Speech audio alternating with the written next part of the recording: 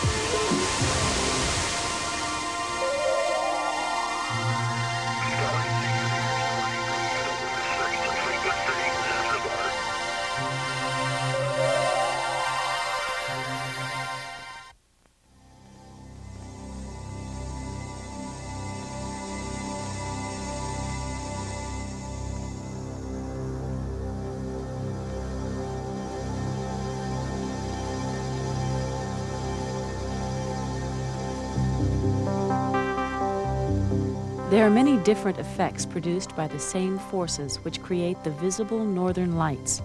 For science, the search has been to find their cause.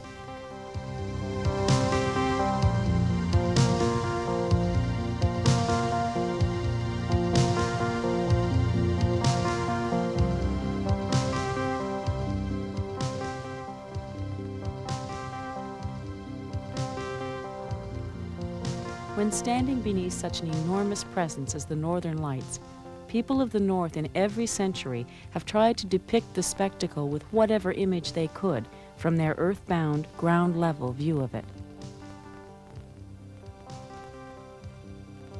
Aurora, as it's known today, was believed to have been named in the 17th century by scientist-philosopher Pierre Gassendi, and theories began.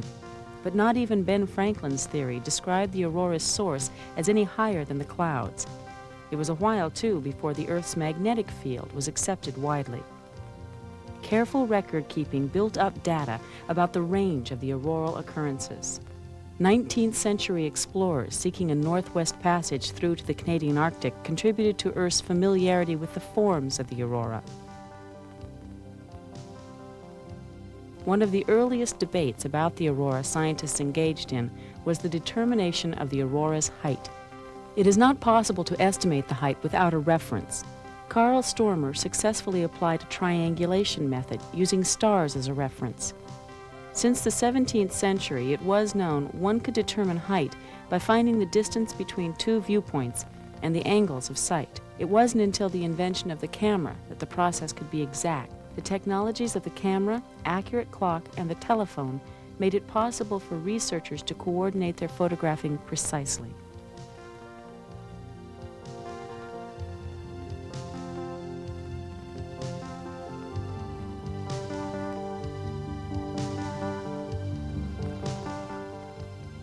Technology has extended the perceptions of scientists and explorers. Today's technologies are allowing us to voyage farther into the auroral environment.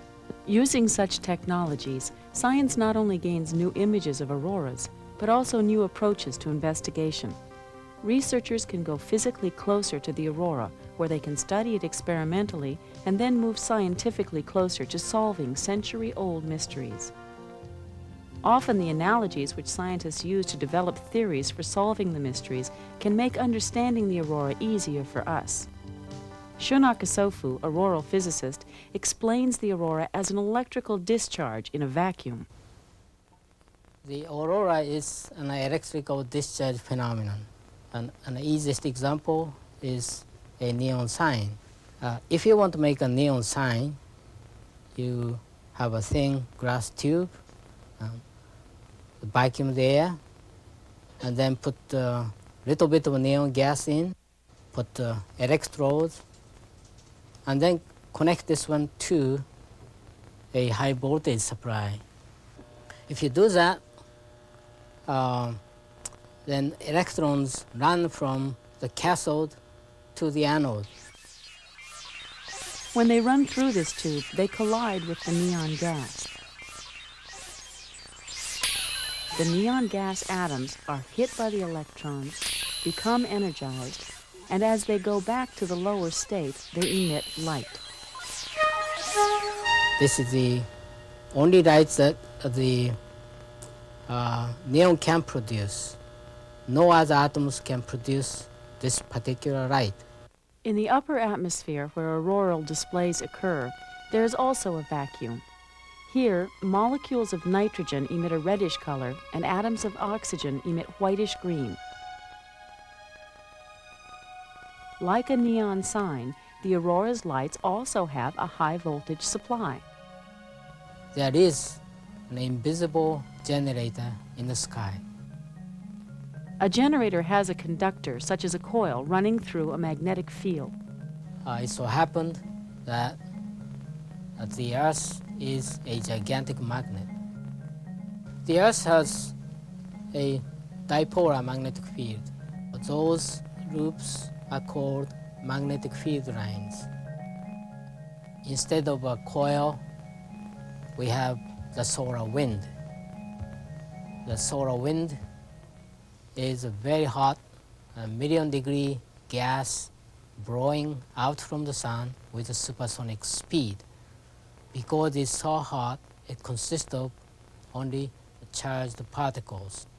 This gas of charged particles is called a plasma. The solar wind blows toward the Earth, then it confines the Earth's magnetic field into a cavity. It is on the boundary of this cavity that the generator is working, supplying the power for the auroral electrical discharge. When we see auroras from the ground, they change in a number of ways. The more activity, the larger become the scale of the folds.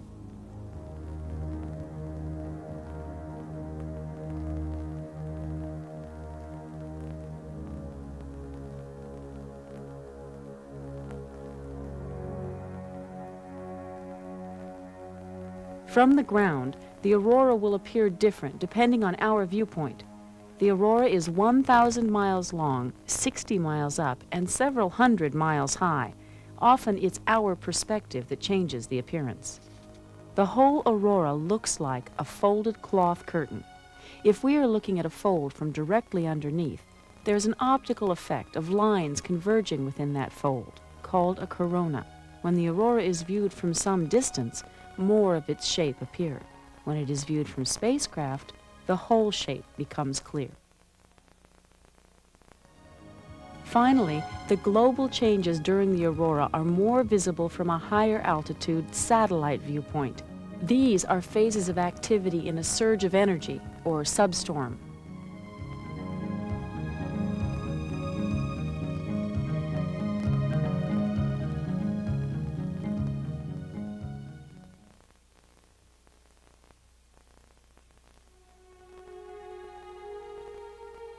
Thus, the lights change in appearance several ways, depending on which phase the aurora is in, where it is viewed geographically, and how intense is the activity. Scientists use the space shuttle to study the changes in the appearance of the aurora occurring because of space and time. Spacelab gave University of Alaska Fairbanks physicist Thomas Hallinan and co-investigator astronaut Don Lind a viewpoint away from the Earth, from which they could observe the whole aurora across the globe. SRB ignition and Challenger in Spacelab 3 is airborne and has cleared the tower. Tower clear.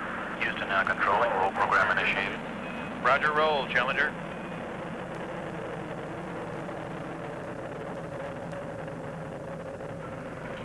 Seconds, roll program completed. The space shuttle was really the first time that we've had any sort of high-resolution data from space, or high-resolution visual data, where we've seen images in rapid succession, can see how the aurora moves, how it changes with time, also how the appearance of it changes with perspective as the spacecraft moves past it. This is something that simply has never been done before. From spacecraft, much more of the aurora is visible to study. When the shuttle's highly sensitive black and white television camera recorded the aurora, it was in the right place at the right time. It turned out that we did get a very good view of the southern aurora, and this really is roughly equivalent to, it really didn't make much difference to us whether we saw the southern or the northern aurora because they're the same. This is something that we had a chance to check ourselves a number of years ago. We flew 2 aircraft, one out of Christchurch, New Zealand, flying towards Antarctica, and another out of Anchorage, Alaska, flying towards the Arctic coast of Alaska. And then we looked at the aurora in the 2 hemispheres, and it was the same. It was pretty close to a mirror image in the 2 hemispheres. The southern aurora they observed was more intense than anyone anticipated. This is the aurora, the northern, or in this case, the southern lights. This is really one of the spectacular views of a natural occurrence on Earth. To see the whole sky illuminated below us against the moonlit clouds was really spectacular. This goes from horizon to horizon. The atmosphere is bombarded with electrons coming in from the magnetosphere, and currents surging through the ionosphere cause the air particles to glow. You need a film with an ASA rating of around 1 million to get movies of the aurora. So this is basically what we were after. We wanted movies of the aurora. You can't do it with film.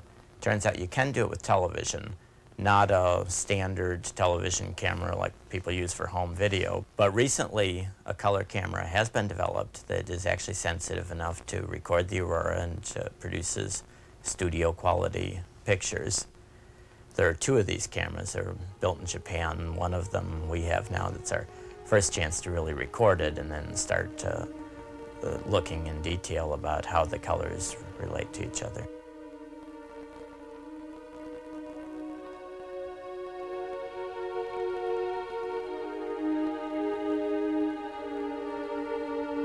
What this is, when you look at the aurora on a sideways view, you see these what appear to be vertical rays, very narrow rays that kind of dance around and move quickly from one place to another.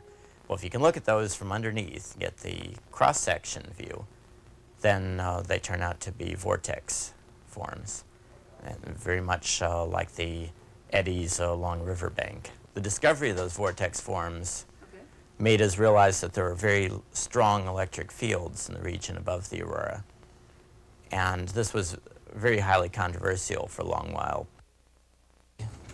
We use the computer to analyze the video pictures. There's so much detailed information in a picture. The challenge is to extract that information, and the computer allows us to get access to it. Scientists use color stills taken from the shuttle to study the physics and chemistry of the aurora's heated gases, its plasma. To see this in full color was really spectacular. Plasma instabilities in the plasma caused the motion. Bob took 35 millimeter pictures to document the color because the various color tells us the particular particle that's emitting light.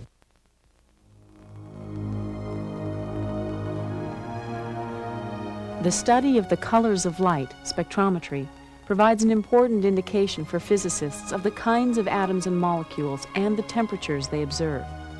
They have been able to learn about the upper atmosphere and above, where they could not experiment directly, such as on the surface of the sun.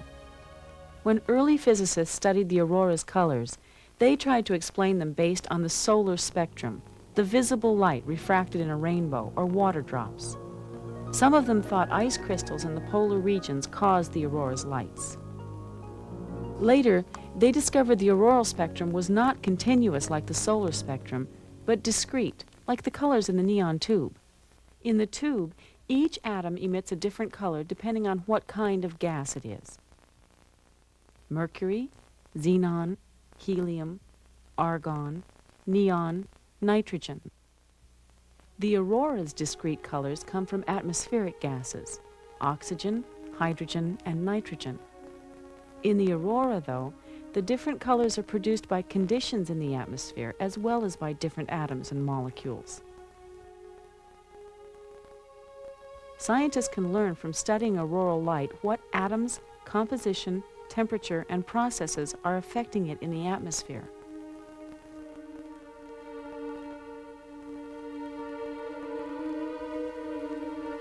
In addition to observing natural atmospheric conditions, scientists perform active experiments to study auroras. They launch small rockets, sounding rockets, to experiment directly in the aurora.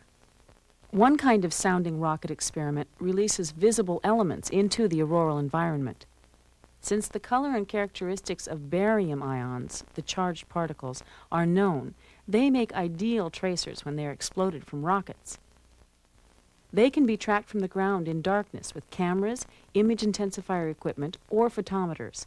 Gene Westcott uses barium releases to study conditions along the Earth's magnetic field lines.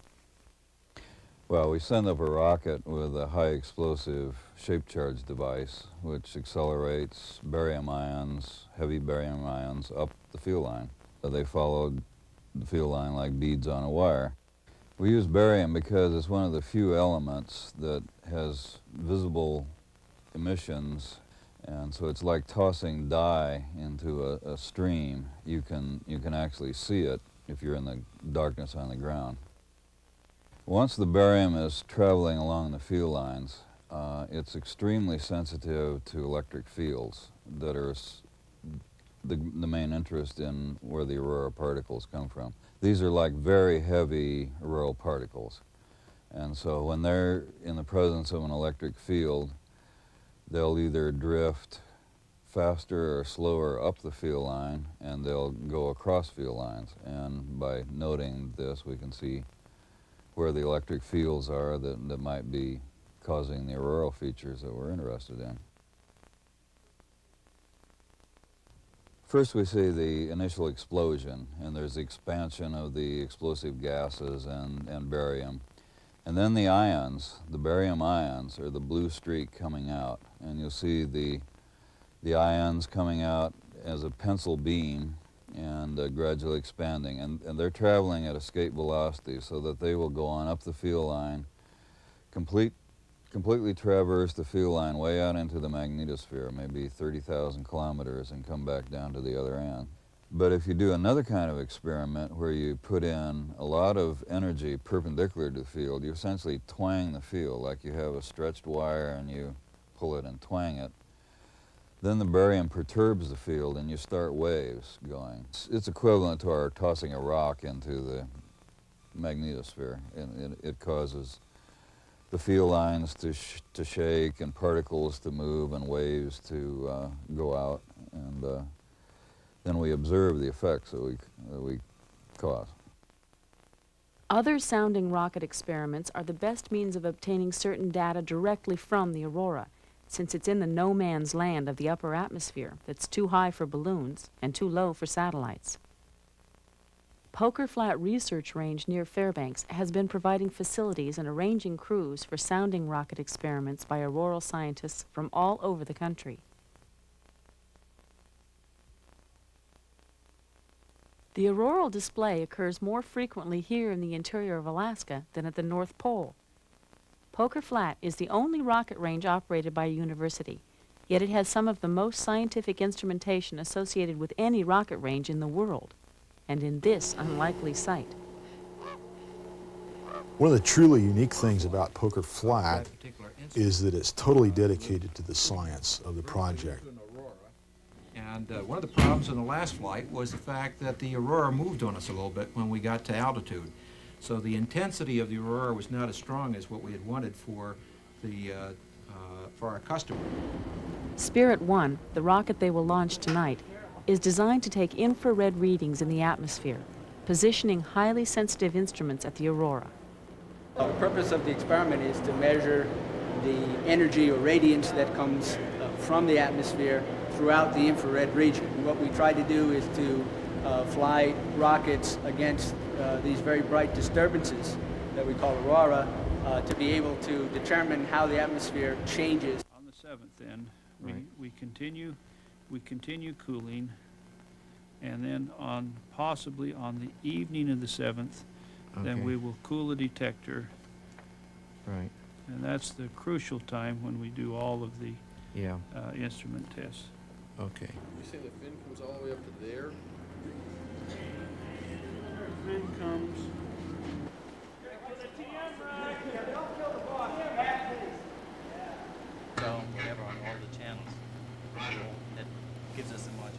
The sounding rocket is the only tool that we have to place an experimental package inside of the Aurora Borealis. Every single instrument that's ever been placed aboard a satellite for long-term measurements above the Earth's atmosphere was first developed and flown aboard a sounding rocket. And that continues to be the case today. To do a rocket-borne experiment, you have three pieces of information as a function of time. Number one is, what does the aurora look like from the ground? And that's what the aurora is happening and time goes by. The second is the rocket payload. As it's flying through space, you have to know where it is as a function of time. So we do that with a radar. So we track it with a radar. Again, a piece of data comes out of where the rocket is a function of time. And of course, the third and most important part is, as the rocket flies, it sends the information back on what it is observing in place or in situ in the sky on a radio transmitter to the ground. At approximately 4 hours before the attempt to launch, that is, we're down at 5 minutes and holding, everyone meets at Poker Flat. The scientists, the engineers, the technicians, the full crews, the radar crews, the telemetry crews, and everyone. At approximately 3 hours before the launch, the first activity takes place.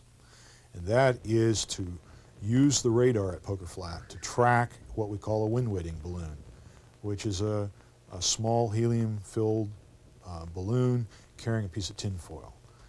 We must know the wind speed and direction from the surface of the Earth to approximately 100,000 feet very accurately. Concurrent with that, the payload engineers in the blockhouse, in what we call the user room, are operating the instruments that are physically connected through umbilical cables from the blockhouse, approximately 500 feet out to the rocket, the launcher, which has the rocket motor system and payload on board, and the umbilicals are, of course, plugged into the nose cone of the payload. Beacon off, please.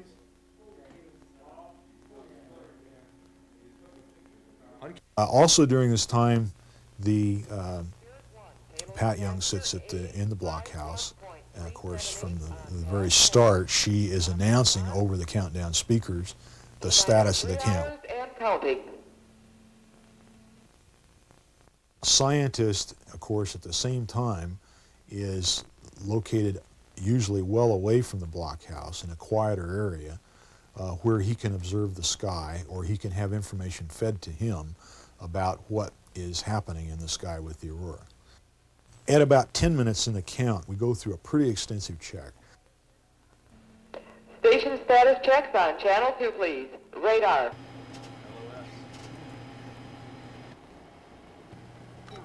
Go. TM. Go. Wind weight. Go. Payload. Go. Project scientist. Go. Fort Yukon trade at. Go. Ranges go. All stations are go. At T-minus 5 minutes on most programs is what we call a hold function. When you get to that point, we define we ask, okay, do we go ahead from here or do we stop?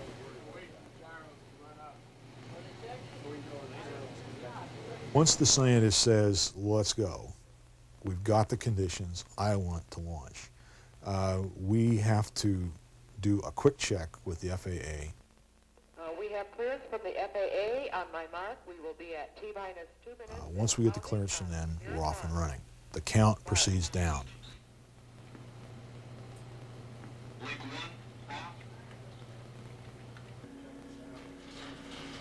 At approximately 2 minutes before liftoff, the radar systems are brought through some final checkouts with their internal computers. So as the firing lines are verified, the health of those, to make sure that the circuits between the blockhouse and the rocket payload in the last 2 minutes, that everything in there is just really what it ought to be. At 1 minute and on down, everything's automatic and running, and it's just a matter of trying to keep up with it.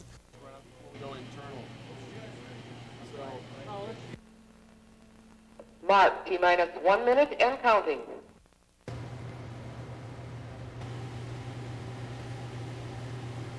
$30 seconds.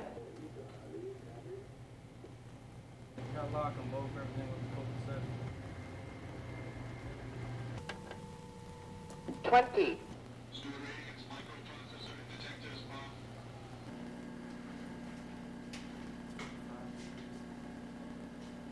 10, 9, 8, 7, 6, 5, 4, 3, 2, 1, launch. 1, 2, 3, 4, 5.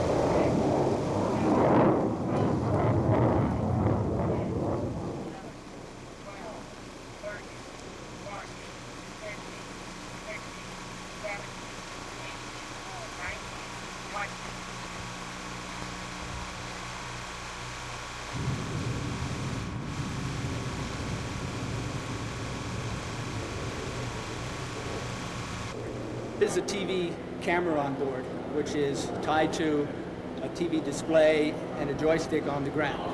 And I use that system to relocate or reorient the payload and the instruments to point at the Aurora.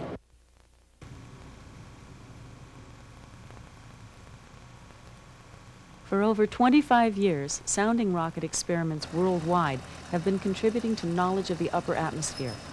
In this way, scientists not only use advanced technologies to study the Aurora, but also apply what they can learn from the Aurora to understand space. The Aurora continues to be the inspiration for theories and additional research. First, its location, then explanation, shape, and chemistry, and finally, the mysterious source of its power, the workings of the magnetosphere power generator.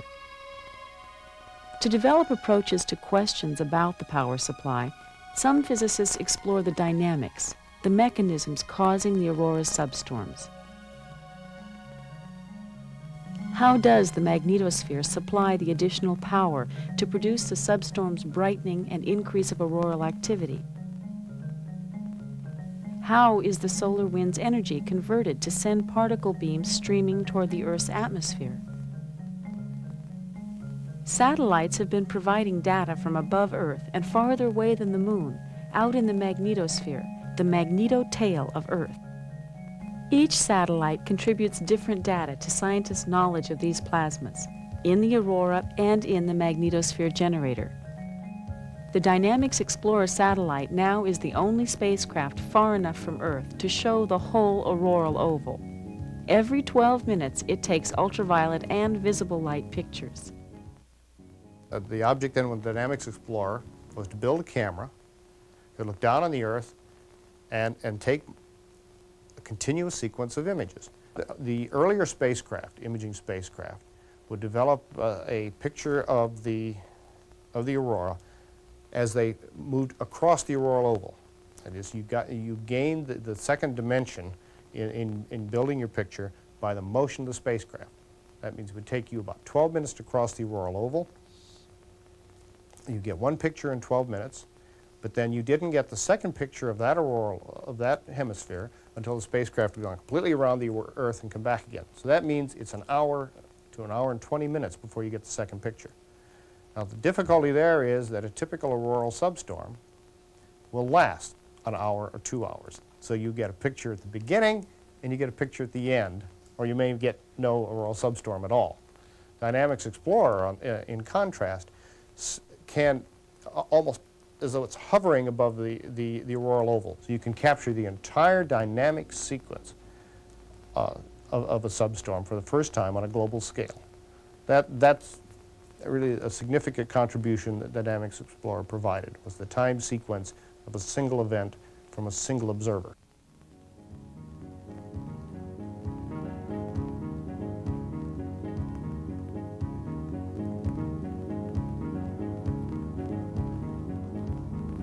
Using their Dynamic Explorer images, Lou Frank is able to determine significant features of the magnetosphere.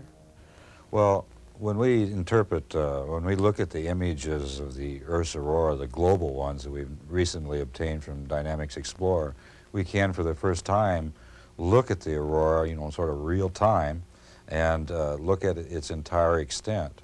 And from that, we can deduce certain things about what's happening at distances much beyond our own atmosphere.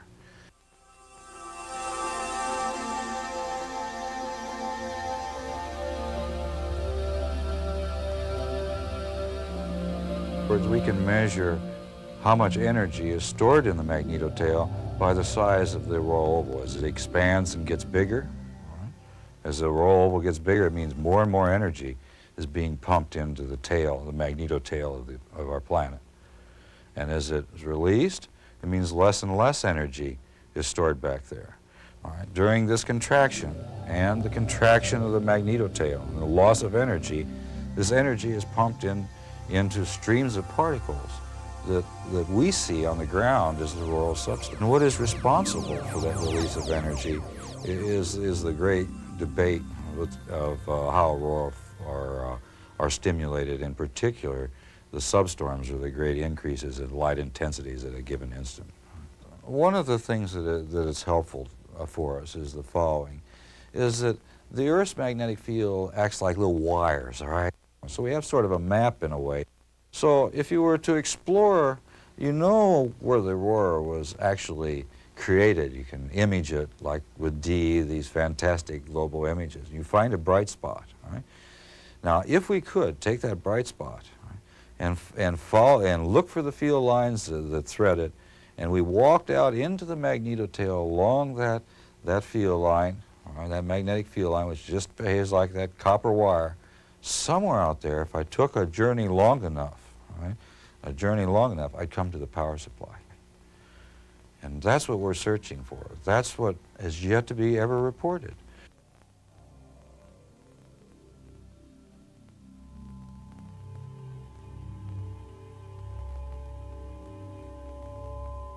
Using IC3 satellite data from out in the magnetotail, Edward Hohn's Los Alamos National Lab is tackling this question of the power supply.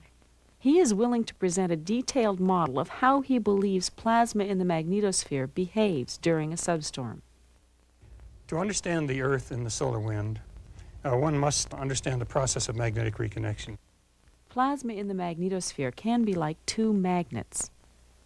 When two bodies of plasma, magnetized in opposite directions, are pressed together, like magnets, their magnetic fields will change direction and align to each other's opposite poles, north to south, so their magnetic field lines appear to reconnect to each other.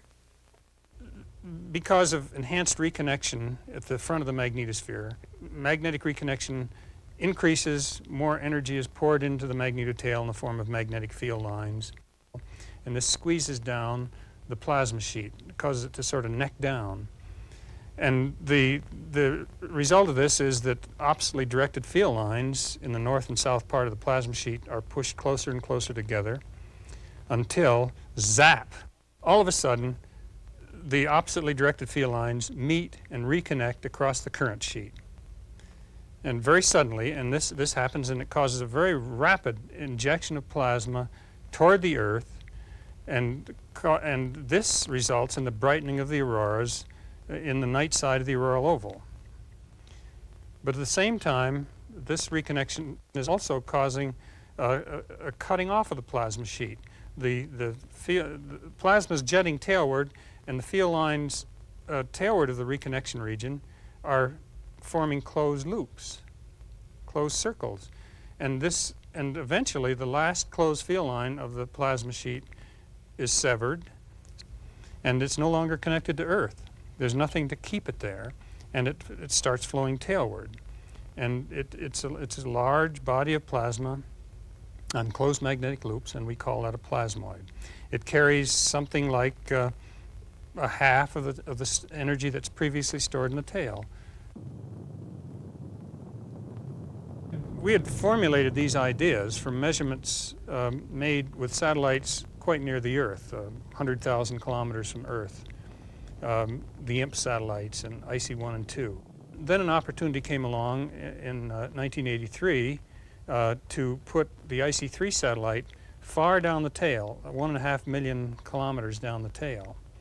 And this was done, and one of the first things we discovered in the IC-3 data was the passage of huge plasmoids occurring some half an hour after substorms.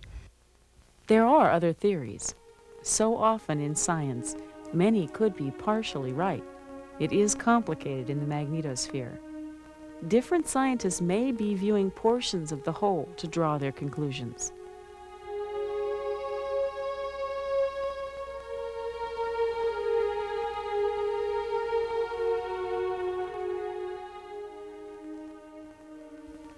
Besides seeking to understand the cause of the auroras, scientists want to predict storms. There are dangerous effects from the energy released during auroral disturbances. In the Earth-Sun system, the aurora gets its supply of energy from the magnetosphere. The magnetosphere depends on the solar wind, which receives its energy from the sun, especially following solar flares.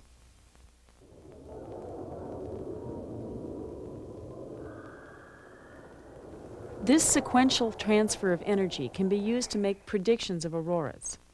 IC3 was an outrider sentry for the incoming solar wind, providing reliable data helpful in making short-term predictions, a half-hour lead before an auroral storm. Poker Flat used these predictions before launches. For longer predictions, magnetospheric and solar physicists traditionally study activity on the sun, sunspots, and solar flares to anticipate geomagnetic storms. At NOAA's Space Environmental Services Center in Boulder, their observatory is part of a worldwide network providing solar activity data to those concerned with auroral predictions. The Air Force sponsors space weather experiments because of their need to plan operations, warning or avoiding the impact of disturbances in the auroral environment.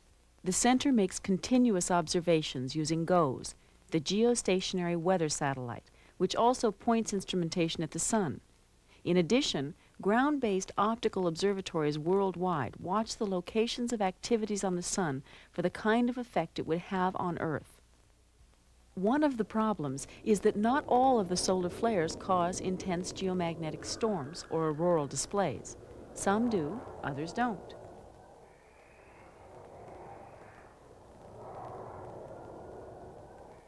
Shun Akasofu is one of the scientists who was challenged by this difficult problem and has improved predictions of auroras.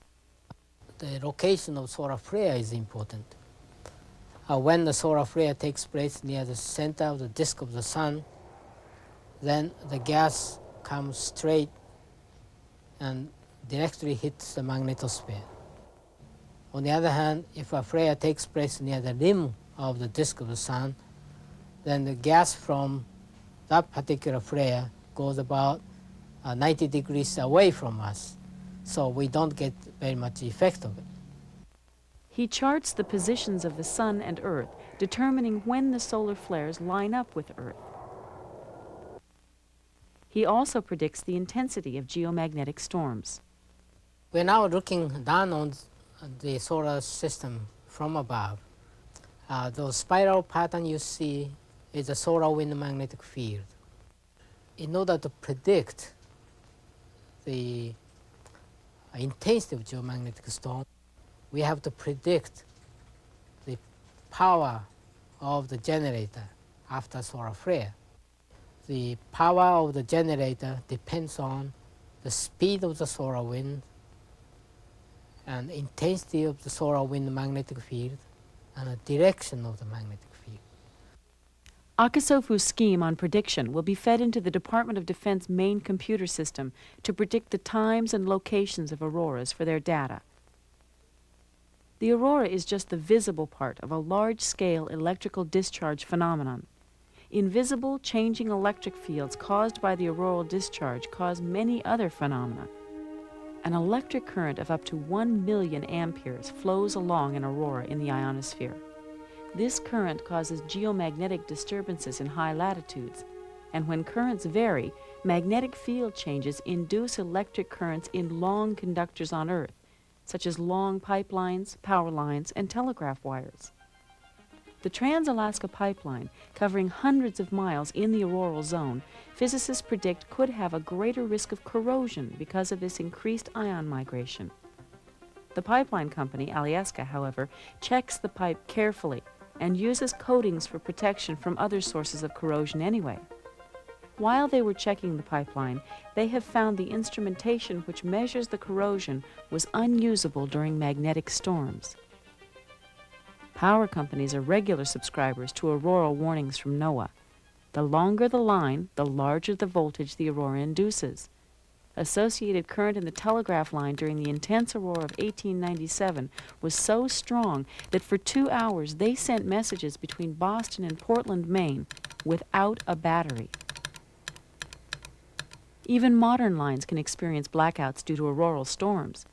The currents surge intermittently through protective relay devices in the line and cause them to trip off, stopping that line's power transmission. The power lines have to be long enough to conduct currents. If there is such a problem during an auroral storm, the company can shut down the lines and reroute to others. Oh, man.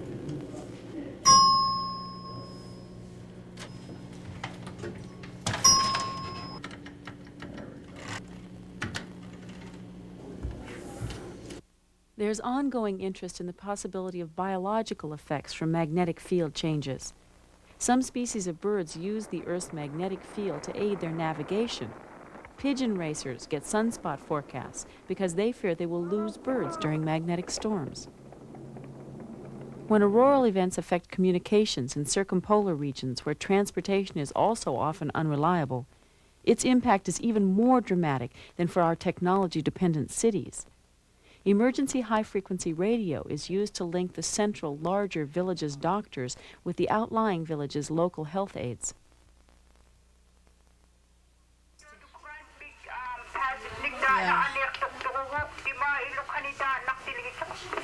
Okay, it sounds more like a hives, COVID and itching. Hives, I think, because they're real big patches, However, during an auroral disturbance, changes in the ionosphere disrupt this frequency's radio signals. The challenge to meet this vital communication need for Alaska bush villages' health led to an advanced satellite telecommunication system that is a model to the developing world. Scientists and engineers helped the state to improve communications with a higher frequency satellite system. The health aides could relay symptoms to doctors and receive replies on treatments and decisions on whether to call in air rescue or take the patient to the doctor for examination. Ever since this development in the 1970s, Alaskan villages have been connected to each other and to the rest of the world by satellite for television, radio, and telephone. He's got a lot of interesting stuff. Laverne and Shirley at 7:30. Happy days in Laverne and Shirley. Soon I see the little, like breathe. I shut me, just past to that wall, past to like you.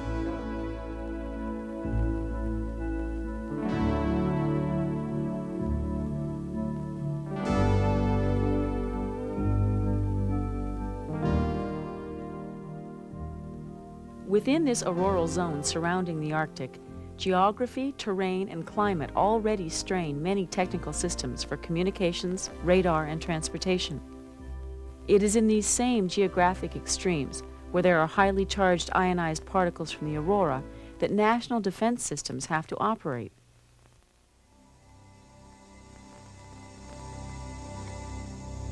Elmendorf Airways, Foggy 66 on 5656 upper. Froggy 66, Froggy 66, this is Elmendorf, sir. Be advised I have you weak readable. Hot copy, Elmendorf. Elmendorf Airways, come in.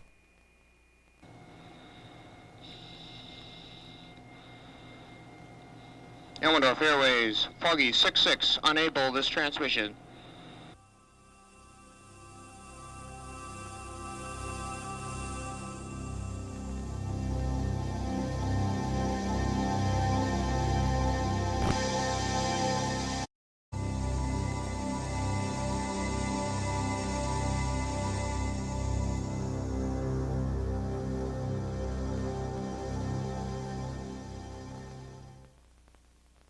Some long-distance over-the-horizon radar uses frequencies, UHF, that irregularities in the ionosphere make unreliable.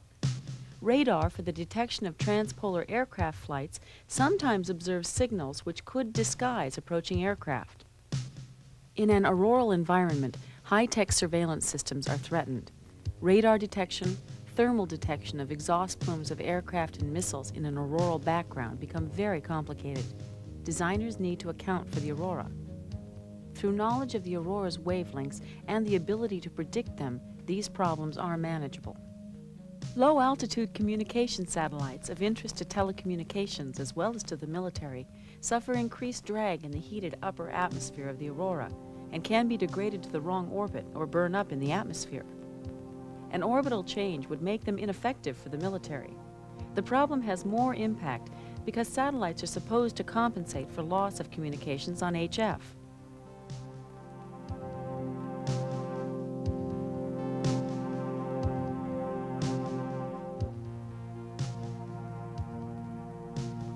NASA, earlier in the space program, underestimated such auroral effects on their satellites. After several missions, the plan was to boost the Skylab vehicle into a permanent work location to maintain it for 10 years. The sunspot cycle was 3 times more intense than they expected. A space shuttle mission planned to rescue it was not ready in time to push it out into orbit. The vehicle experienced a higher drag than expected from the heating in the atmosphere, re-entered the atmosphere, and plunged into the ocean near Australia.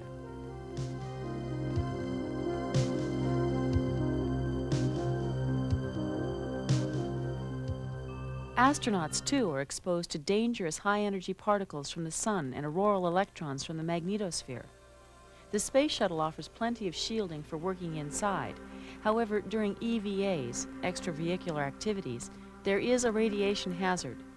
X-rays generated by the auroral electrons eventually will penetrate the spacesuits and could cause sterility or death. The spacesuits are enough protection for current missions, activities, and orbits. In the future, though, with longer EVAs, transpolar orbits, and missions at distances where there's greater particle precipitation, the risk from radiation increases.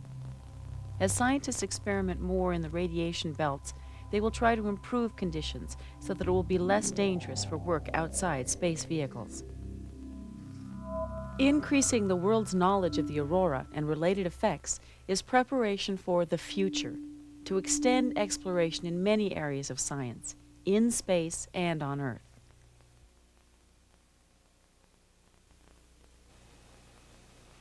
Robert Hellawell's team is preparing for the future using high-powered radio transmitters to study the radiation belts and the mechanisms which cause auroral disturbances. They are also recording the man-made and natural sound coming from these invisible particles in space. Their experiments could go into space on the shuttle. What we are hearing are natural electromagnetic signals coming out of the magnetosphere, which have been created by lightning discharges or by radio transmitters or by natural radiation from the plasma itself. And what is most remarkable is that the Earth's plasma can create intense radio waves of very coherent nature that sound like birds waking up in the morning, which gives rise to the term dawn chorus, and which is really the reason I think that we're all working on this particular subject.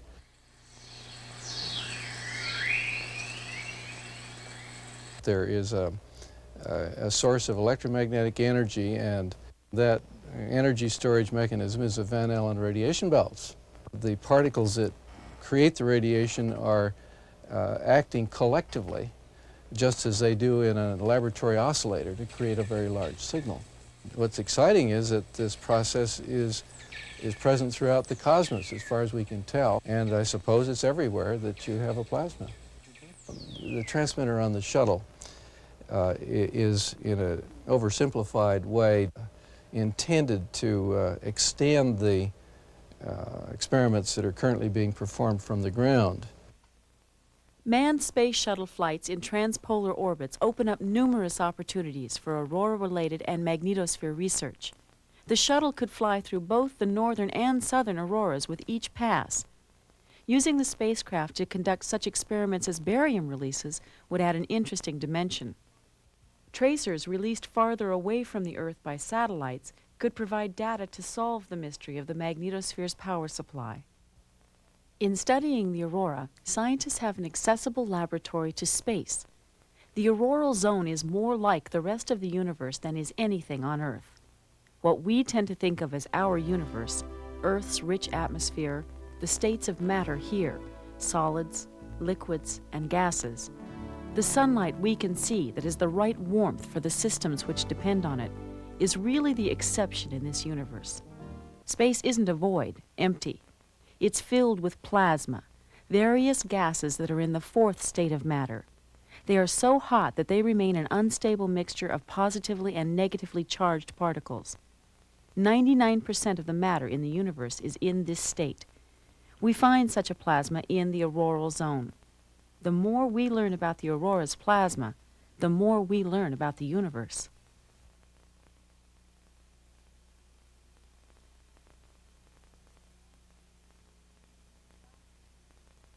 Plasma is the Earth's ultimate energy source, the heat of the stars, thermonuclear fusion, the power we would never run out of. Los Alamos National Lab and others are conducting magnetically confined fusion research, thermonuclear power experiments. To generate power, scientists have to reproduce and contain heat equal to the sun's. For this experiment, they heat and compress plasma in a vacuum tube to 10 million degrees, accelerate it, and then trap it into a containment vessel for study. These experiments have many similarities to the Earth's magnetosphere power generator, but in a smaller form with more compressed plasma. As in the magnetosphere, magnetic reconnection of the field lines occurs in this device and is extremely important in providing the good containment of our heated plasmoids. Another similarity between these laboratory and space plasmoids is their ability to be launched and propagated over relatively long distances.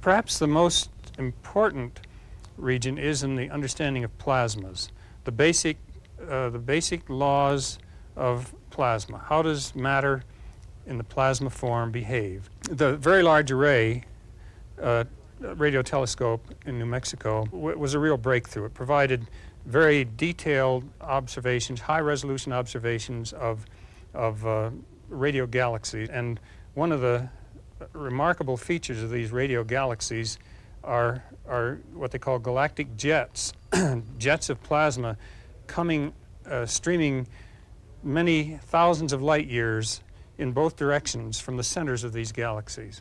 They're very suggestive of closed loop structures, plasmoids, just like we see in the magnetotail of the Earth. The aurora provides exceptional conditions in which deep space comes to meet Earth. Those who study the aurora can study plasma in its natural state, directly measure it, and then infer about distant conditions. What we learn about plasma is applied to understanding other galaxies, stars, nebulae, and quasars. Even study of our solar system requires this knowledge. The other planets have magnetic fields, and some have auroras. In order for the aurora to appear on a planet, a magnetic field, the solar wind, and an atmosphere are needed. Venus has the atmosphere, but not enough magnetic field. Mercury has enough magnetic field, though not enough atmosphere. Saturn and Jupiter and Earth have enough of both. If an extraterrestrial were to come to our solar system, he would notice these three planets over the others because of the strength of their radio waves generated by auroral processes, the energy released by the magnetic field and the solar wind. The Pioneer and Voyager missions observed Jupiter's magnetosphere. It's 10 times that of Earth. It's so large, Voyager could record its auroral effects in the daylight. Io, its moon, is part of it as the conductor for Jupiter's lights. If we could see it, Jupiter's magnetosphere would look as big as the sun.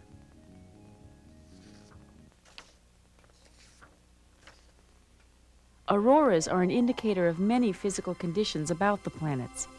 The engineering of a space station, the U.S.'s Space Race Challenge, also requires knowledge of the plasma environment.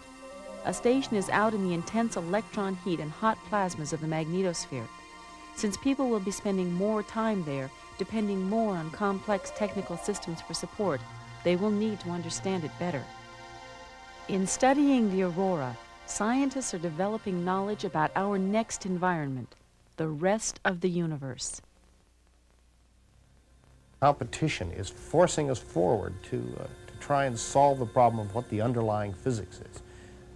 If we understand that physics, you can go forward into even astrophysics. You can go to the large galactic systems, the very energetic systems, which are just plasmas on a huge scale, almost incomprehensible in dimensions to what we work with and live with on Earth, and try and understand them. The first satellites carried instruments to learn about the auroras. So the study of the auroras has led to a great intellectual adventure for mankind, and is continuing.